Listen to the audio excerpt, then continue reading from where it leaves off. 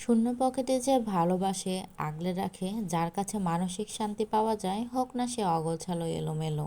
তুমি পাশে থাকলে আমার অগোছালো জীবনটাও গুছিয়ে যায়। তুমি পাশে থাকলে আমার কষ্টগুলো সুখ হয়ে যায়। যাকে ভালোবাসবেন তাকে সবটা দিয়ে ভালোবাসুন, আগলে রাখুন।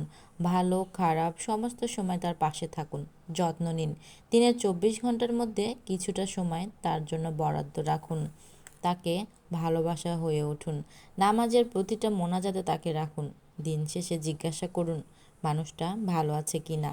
কখনো এই জিনিসটা অনুভব করবেন না যে আপনার ভালোবাসা পাওয়ার মতো যোগ্য সে নয়, কিংবা আপনি তাকে ভালোই বাসেন না। সবাই সব কিছু সহ্য করার ক্ষমতা নিয়ে কিন্তু আসলে জন্মায় না।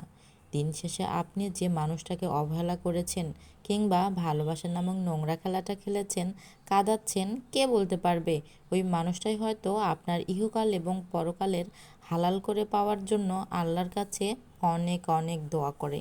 কারো মুখে হাসি ফোটানোর কারণ হতে না পারলে কখনো কারো কান্নার কারণ হয়েও না।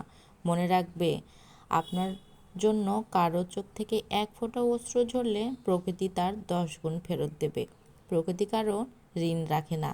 জীবনে একটা সময় থাকে যখন আমাদের অনেক মানুষ থাকি, বন্ধু বান্ধবী, ভাইয়ের মতো বন্ধু, বোনের মতো বান্ধবী, প্রিয় মানুষ সব থাকে।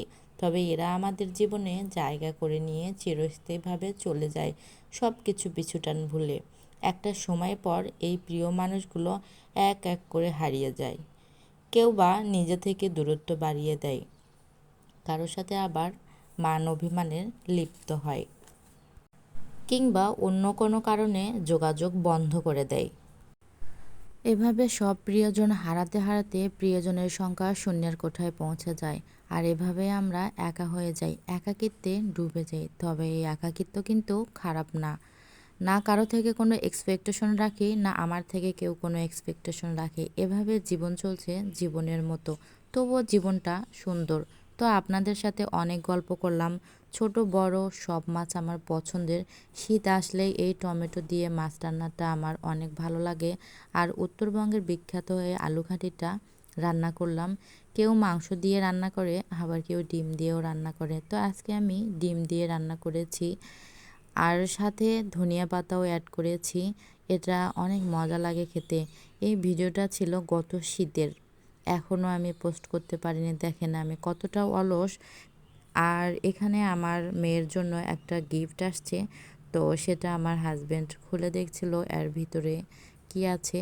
তো এখানে একটা সোয়েটার ছিল, আর দুটো পাজামা, একটা মাথার টুপি ছিল। এগুলো যদিও এবার হবে না, পরবর্তীতে হবে। তো এগুলো আমি রেখে দিব।